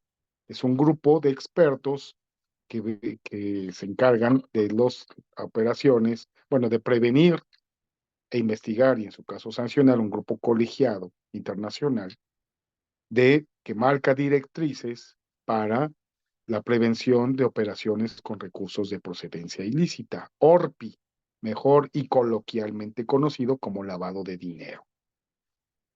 Entonces, señalan estos grupos de expertos, contadores, actuarios, administradores, no necesariamente abogados, fíjense, hablan en este grupo de acción financiera sobre directrices para reducir este poder económico, un primer aspecto. Entonces, si solamente se combate a la tropa, a los grupos incontrolables o a la escala básica del grupo delincuencial, de ahí no se va a lograr el efecto esperado. Lo que se tiene que lograr y hacer es desactivar ese poderío económico de estos grupos con decomisos, aseguramientos de cuentas, principalmente para poderlo lograr. Y una correcta y adecuada depuración de los cuerpos policiales. No solamente jugarle al gato pardo, de que es, diríamos coloquialmente, la misma gata pero revolcada, porque es exactamente lo mismo. Y no hay un desarrollo y un avance policial. No hay una, no solamente se trata de comprarles uniformes bonitos y vistosos para el desfile y más camiones, más patrullas, que no sirve de nada, sino generar proyectos de vida adecuado para que sean menos proclives a que sean sujetos o encandilados con un poder económico, por lo mismo, o una inmunización, por llamarlo así, de protección a los policías y a sus familias, y un adiestramiento, capacitación. No se trata de tener 100, se trata de tener 20 o 30 bien protegidos jurídicamente, con seguros, económicamente hablando, sus honorarios o sus sueldos, etcétera, etcétera, etcétera. Eso es lo que daría otra dimensión. Pero además, también tenemos otro factor externo, que eso no me lo han considerado ustedes, el factor externo de la producción, elaboración, comercialización de drogas de otros países y que pasa por el territorio nacional. México es un país de origen porque aquí se producen drogas. México es un país de tránsito porque aquí pasan las drogas de otros países. Y México ya es, triste y desafortunadamente, un país de destino, donde se comercializa droga mexicana y droga de Ecuador, de Perú, de Colombia, etcétera, etcétera. Ese es otro factor y el factor principal, que es el mayor mercado de consumidores de estupefacientes, que es Estados Unidos. En Estados Unidos, las autoridades, FBI, CIA, DEA, niegan la existencia, así como se negaba en la Ciudad de México, la existencia de grupos o de cárteles organizados de delincuencia pasando la frontera. Eso lo vives tú más, Sharon, que estás más hacia allá. Y pasando la frontera de Tijuana hacia San Diego, de Mexicali hacia, ¿cómo se llama? La de Caléxico, que hay, eso se niega esa realidad. Y no hay organizaciones delictivas, si bien es cierto, como aquí, reconocidas, identificadas y con una estructura jerárquica, con líneas de mando y de control y de operación, pero evidentemente hay comercialización en Estados Unidos y el principal mercado es ese. Entonces es otro factor que también entra a esta ecuación. Precisamente, ¿se acuerdan que hablábamos sobre que esta materia debe de ser holística, complementaria? Derecho, psicología, psiquiatría, economía, estadística, historia. Esto es lo que se debe de hacer para tener un análisis más completo del fenómeno criminológico en un lugar, en una región, en un país, en un periodo de tiempo determinado. Estos son factores que inciden. Y otro aspecto mayor, también importante, es la postura, la posición geográfica y además los controles de los sistemas anticorrupción de un país, de manejo y control de la información, es decir, de la información pública. Y ahora tal parece que estamos regresando a esos tiempos en donde todo se ocultaba, la desarticulación de los comisionados del IFAI, del Instituto Federal de Acceso a la Información. Ese es otro aspecto que también va cerrando ese control de la sociedad al trabajo de la administración pública. Esos son aspectos también que forman parte de esta ecuación, que inciden en el aumento del crimen, tanto del crimen del fuero común, asaltos a transeúnte o robo a transeúnte, con o sin violencia, hasta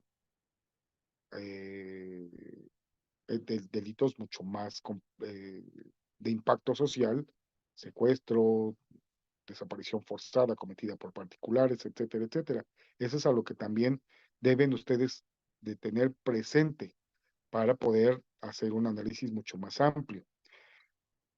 Y ahora, de la segunda parte o la segunda pregunta de lo que yo me refería con Silvia, Sharon, ¿cuál fue? Bueno, esto es a nivel de análisis de incremento de la incidencia delictiva. La segunda pregunta, la segunda parte fue sobre esto del incremento de cómo inciden los medios en la imagen de impunidad, en la cultura de legalidad que estriba en una sociedad, que esto es algo que también es muy común.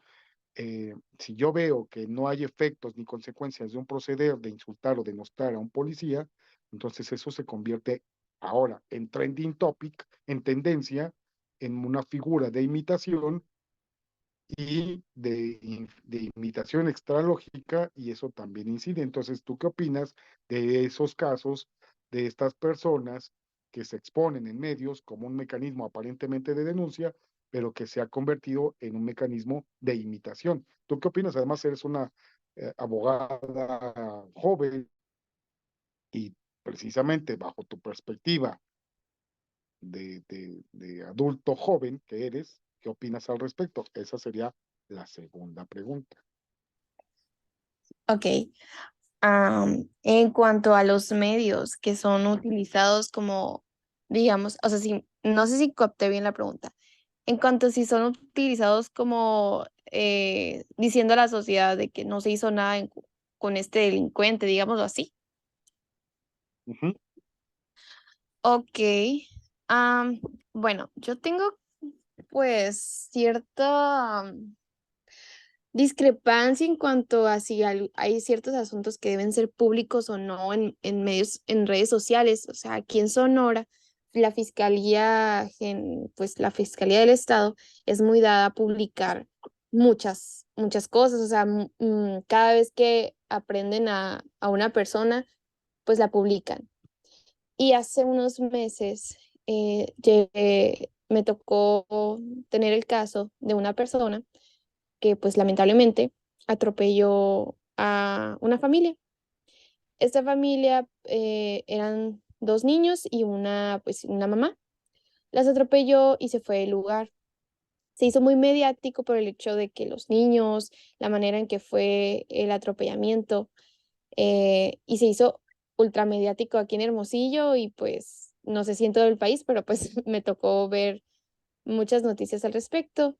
Y la gente comentaba en redes sociales, tanto en las páginas de la fiscalía como los medios de comunicación, bueno, aquí son periódicos como El Imparcial, El País, comentaban de que no se hacía nada por parte de fiscalía por el hecho de que atropelló a unas personas, se fue del lugar y no ha sido encontrado, no ha sido castigado. Y pues las personas aquí pues digamos, se alborotaron en una manera en la que inclusive recibió amenazas la persona, el muchacho, amenazas en contra de su vida, de que esto es lo que pasa con el gobierno, tirándole más al gobierno que no hacía nada, pero pues creo que se salió de control esa noticia, pudiendo haberse acabado con una simple, digamos, acuerdo reparatorio, porque agraciadamente pues las personas están bien, sí, están vivas, solo que pues la gente se digamos, exaltó y empezó a pedir justicia por los niños, pidiendo la pena máxima, inclusive pues diciendo que debería ser un delito de pena de muerte, pues las personas que no conocen el derecho, ¿no? Pidiéndole eso a la persona que huyó. Y pues se giró orden de aprehensión, buscaron al muchacho, aparentemente el muchacho se fue a Estados Unidos huyendo porque temía por su vida. Entonces se hizo tan mediático que a mí no se me hizo correcto el hecho de que por un accidente haya causado pues tanto revuelo. No sé, o sea, ahorita el muchacho está pidiendo asilo político en Estados Unidos porque realmente recibió narcomantas, o sea, su familia fue amenazada, perseguida por un hecho de tránsito, ¿me explico? O sea, por fiscalía no hacer las investigaciones correctas, las personas, la comunidad, aquí la sociedad, pues atentó contra la vida del muchacho y de su familia. Entonces, yo considero que los medios, bueno, más que nada fiscalía, debería reservarse algunos asuntos, porque después se vuelven mediáticos y pues pueden causar la muerte de las personas, ¿me explico? Entonces, Ujú. no sé, considero que no debería ser público tanto, o sea, tanta información, o sea, aparte que vulnera en demasía el principio de inocencia de una persona. Y siento que aunque los jueces son imparciales y que tienen que resolver conforme a lo expuesto por el Ministerio Público, pues son personas también al final de cuentas y es imposible pues no dejarse llevar por los medios de comunicación. Eso es lo que yo diría, ay, perdón, eso es lo que yo diría que no está bien en cuanto a que los medios de comunicación comuniquen casos, pues, penales. Ok, pues sí, debe de prevalecer en principio la presunción de inocencia, pero aquí no sé si ya vieron ustedes esta serie de Netflix de Duda Razonable.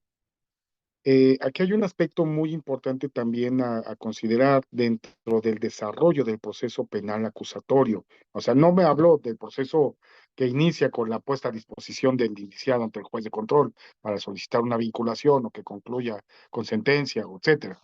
Sino me refiero a que este proceso penal, a su desarrollo, desde la génesis, cuando se propusieron la reforma constitucional, en el 2003, 2004, con las primeras iniciativas del presidente, era Fox, y pues, del PAN, del PRI, del PRD, la discusión en el Senado, en el diputado, los foros, parlamento abierto que se hizo, etcétera, etcétera, la consulta de académicos, del INACIPE, de universidades, de la UNAM.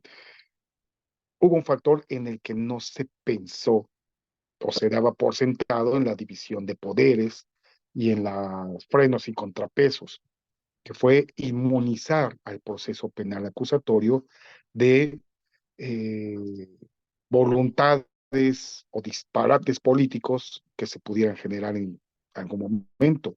Es decir, inmunizarlo de la política.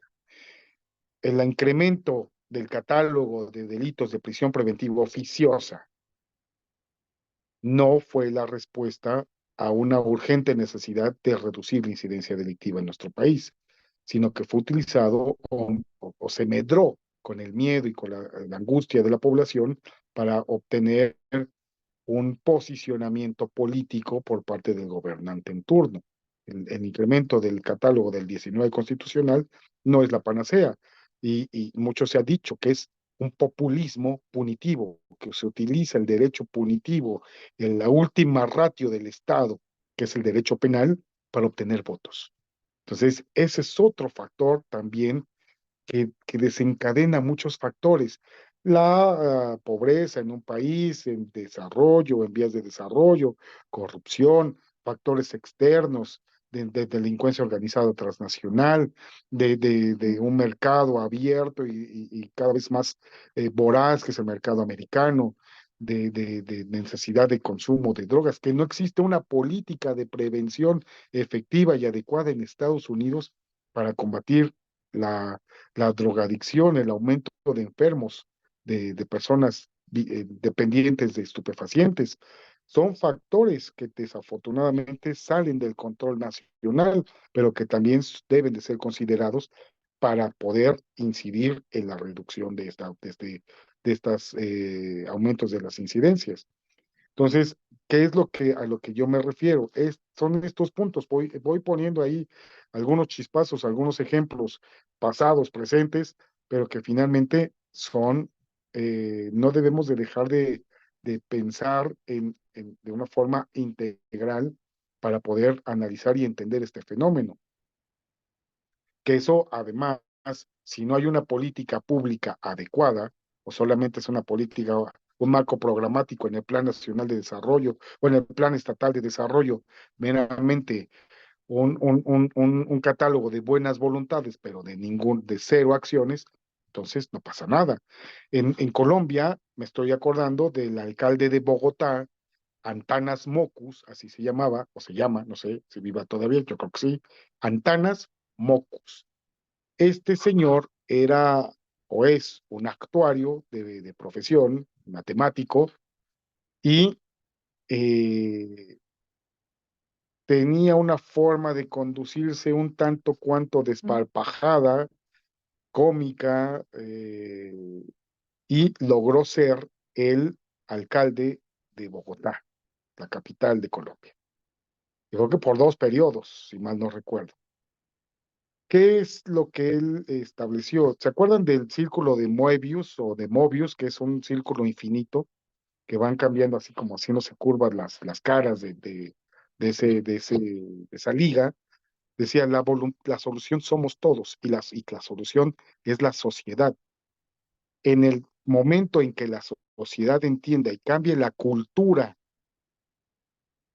de la impunidad a la cultura de la legalidad, es cuando habrá un cambio sustantivo y enorme en las conductas y las actividades de la sociedad y de esa comunidad, hablando específicamente de Bogotá en Colombia y de otra ciudad que se me escapó el nombre, pero bueno, es lo que decía, él fomentó el autocuidado y la cultura de legalidad, es decir, de respetar la ley, no por la sanción que corresponda. De nada sirve aumentar las penas y de nada sirve aumentar el catálogo de delitos de prisión oficiosa. Lo que debe de cambiar es la política pública educativa y de salud y de eh, sanitaria, etcétera, etcétera, de trabajo, de fomento al empleo, etcétera. Y en la medida que se cambie esas políticas públicas de un Estado, de un país, cambiará precisamente la cultura de legalidad y tendrá por consecuencia el efecto esperado, que era lo que yo me refería hace unos minutos, de la paradoja de la inseguridad. No se trata de aumentar policías, se trata de generar condiciones a la población para evitar o que sean víctimas y trampas de la delincuencia o que se inmersen en la delincuencia. A mí me lo dijo un muchacho, un joven de 16, 17 años en Ciudad Juárez. Hasta cierto punto está retador. ¿Y usted cuánto gana, Lick? No, pues X, ¿no? Pues, casi, casi, sí, como que, pues, ¿y eso qué te importa? Ah, pues eso que usted se gana en un mes y siendo licenciado, yo me lo gano en un jalecito en 2, 3 días. ¿Qué es lo que genera? Antivalores, una posición errónea o trasnochada de la población o de la juventud, que no me interesa y no necesito tener muchos estudios, grados académicos, si puedo ganar 20 veces más por ese cambio o esa distorsión de los valores que debe de tener una sociedad y que se genera estos aspectos. Y eso es a lo que se refería Antanas Mocos, este alcalde de Bogotá, cambiar esa cultura de, como decimos en México, del agandalle, del abusivo, a cambiar por una cultura de control de legalidad. Y vaya que en Colombia y que vaya en Bogotá era una ciudad conflictiva y muy complicada por todo lo que se vivió en la década de los 80 y parte de los 90. En Perú mismo, ahí hubo otro factor que no solamente era el factor de narcotráfico de la parte toda andina que les toca a Perú, sino además de Sendero Luminoso, que era un grupo delincuencial más bien dicho proclive al terrorismo, y hubo un combate, sí, en efecto, para reducir o detener a esos grupos delincuenciales con características o matices de terroristas, pero también hubo otros aspectos también de desarrollo cultural, de cultura de la legalidad para abatir hasta cierta medida, porque en Perú aún siguen teniendo muchos problemas en el puerto del Callao, yo lo conozco, en la parte sur de Lima, donde es el puerto marítimo, la,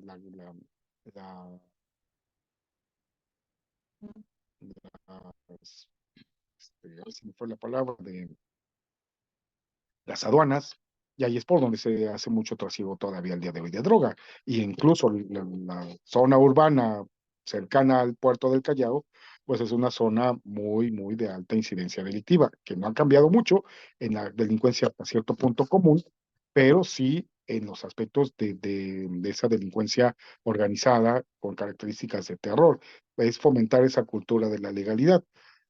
Y es algo que no se ha generado en nuestro país, es lo que decíamos, por eso fue el tema de la famosa Lady de Polanco, que fue el parteaguas, en donde se generó, se mostró a la sociedad mexicana a través de los medios ese aspecto de impunidad y de modificación de esa cultura en una sociedad. Eso es a lo que me refería. Bueno, Silvia, ¿algún otro comentario que nos quieras compartir? Gracias, Sharon. Pues no, nada más estoy muy de acuerdo con lo que acaba de decir. Es que es de verdad la educación, pues simplemente vemos en otros países, Japón, China, que son otra cultura totalmente, a lo mejor más ordenada, más educada, que ha faltado en México, pues la corrupción, ¿no? Principalmente la corrupción, que si nosotros no le damos al policía los 100 pesos para que no nos levante la multa, pues no estaríamos generando esta situación de que a ellos les gusta el dinero fácil, que a nosotros también no nos gusta pagar una multa y se nos hace más fácil darle 100 pesos al policía que nos deje ir, pero entonces, ¿qué vamos a hacer? Ah, pues no verifico el carro, no, si hoy no circulo, hoy circulo, porque de todas maneras si me agarra el policía con 100 pesos, 200 pesos, ya la libré, ¿no? Y entonces estamos haciendo una situación viciosa en relación de algo tan pequeñito que es una infracción a algo tan grande que es como los grandes cárteles del narcotráfico, que ahora se ve que ya no tienen miedo a la autoridad, que ya se ponen al tú por tú con la Marina, que ya ponen bombas, que ya secuestran, que ya el estado de Chiapas es un estado que está tomado por la delincuencia y que ya no puede entrar la policía. Bueno, Tepito, que en un tiempo no podía entrar la policía porque Tepito era de miedo. Entonces, ¿qué estamos hablando? ¿Dónde está la legalidad?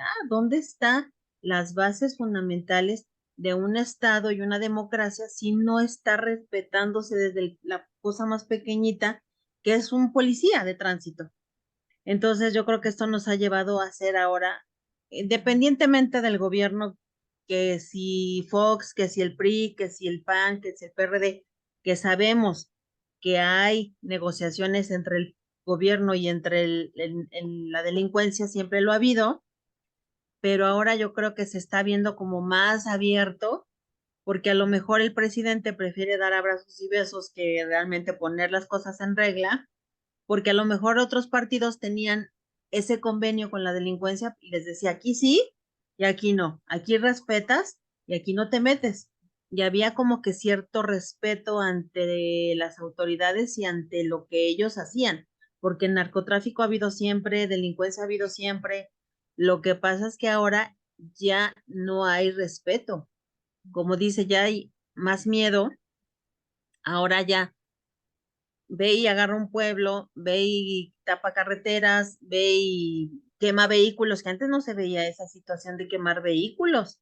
Antes era súper respetado un vehículo privado, un vehículo del gobierno, y ahora estamos dándonos cuenta que ya no hay respeto hacia ninguna autoridad. El ejército los han secuestrado, los han tomado, este, los han Torturado. amordazado. Entonces estamos hablando de que entonces está fallando nuestra legalidad, porque acuérdese que para tener reglas en una sociedad y en un país necesitamos respetar esas reglas para que un país esté en orden. Y entonces ya no hay orden, porque ya las reglas no se están respetando, no se están respetando a las autoridades. Yo creo que tendríamos que empezar por ahí, por esa educación, educación vial, educación de casa, educación de respeto, que ahora ya no se da. Totalmente Ujú. se ha perdido todos los valores, para mi Gracias, opinión. Silvia. Sí, muy bien. Les voy a encargar que busquen o investiguen la política de prevención en Palermo, en Italia. ahí es algo muy significativo y cómo lograron abatir la incidencia delictiva del fuero común, para empezar, con políticas o directrices de prevención y de cultura de legalidad por un lado y por el otro de cero tolerancia a aquellas personas que estaban inmersas en delitos, ¿no? Eh, Palermo es muy significativo por dos cosas, porque ahí es, en la zona sur de Italia, es en donde se tiene el origen de las mafias, de la famosa Cosa Nostra, donde surge la mafia siciliana, la mafia italiana. Es hasta, no me gusta la palabra romantizar, pero es de donde surge esta corriente conocida internacionalmente, hasta todos se le llama así, mafia, ¿no? Eh, y realizaron esas políticas. ¿Y qué era lo que decía el alcalde de la ciudad junto con el titular del Poder Judicial que lo matan en un atentado, al juez Falcone? Decía, el Estado no puede existir por sí solo. Es como una carreta que tiene dos llantas o dos ruedas. Una rueda es la sociedad y otra rueda es el Estado, el gobierno. Y esas dos ruedas están unidas por un eje. ¿Cuál es ese eje? El eje de la ley punitiva, pero también de la cultura de legalidad, de acatar la ley porque me conviene acatar la ley, no por el castigo, sino porque es bueno para todos, de introspectar la ley. Entonces decía, si esa carreta solamente gira una rueda, que es la sociedad, pues da vueltas en redondo y no avanza. O al revés, si solamente gira la rueda del Estado, del gobierno, al contrario, va a dar vueltas en contrario, pero va a seguir dando vueltas. Debe de ir sincronizada sociedad y gobierno bajo el eje de la ley para poder avanzar. Pero en tanto se da eso, el Estado tiene que accionar generando condiciones. ¿Tú crees que en Japón no hay mafia, Silvia? Yo digo que sí, por supuesto. Hay mafia, hay grupos delincuenciales en Alemania, en Dinamarca, en Noruega, por supuesto. Solamente que los aspectos de impunidad y de no haber control están acotados. Claro que sí hay delincuencia, pero están atajados, apocados, y ellos mismos, los grupos delincuenciales en Alemania o en Japón mismo, buscan el amparo como anteriormente había en México. Es decir, ¿el amparo de qué? De no ser visibles. Un narcotraficante en los 60, ¿qué es lo que buscaba? Atravesar todo el país con su producto y llegar a la frontera, atravesar la frontera y colocar su mercancía como tal, como una mercancía de cambio, cobrar con dinero, con dólares y regresar con el producto de esa venta, sin que fuese notado, sin que fuese detenido, porque no había esa necesidad de pelear por el mercado interno. Ahora, como hay esa necesidad de pelear por el mercado interno a partir del año 2000 o 2001, que si hace memoria, bueno, Silvia y yo, Sharon pues tendrá que meterse a las fuentes de información y a los libros, pues era recién nacida, pero digamos, hay información útil, veraz, oportuna, seria, científica, que nos da estos indicadores, donde la lucha por el mercado interno en nuestro país se recrudeció a partir de las Torres Gemelas. Y los narcotraficantes dejaron de ser grupos que pasaban desapercibidos para colocar su mercancía, a colocarla aquí y pelear por el mercado interno. Más la corrupción, más el cambio del paradigma de la cultura de la legalidad. Y esos son factores que inciden, sociales, culturales, regionales, etcétera, etcétera. Y eso es a lo que me quería yo referir con esta última parte de la sesión de hoy. La siguiente sesión, bueno, voy a platicar para, ahora sí, como en el fútbol, tiempo de compensación, compensar aquella sesión que no pude estar con ustedes. Y nos pondríamos de acuerdo. Mañana me comprometo a hablar con la coordinación académica para que proponga qué día podría ser el adecuado para dar la última sesión y concluir este módulo, ¿no? Entonces ya nos pondremos de acuerdo y ya se los comunicamos a la brevedad para poder cerrar este módulo.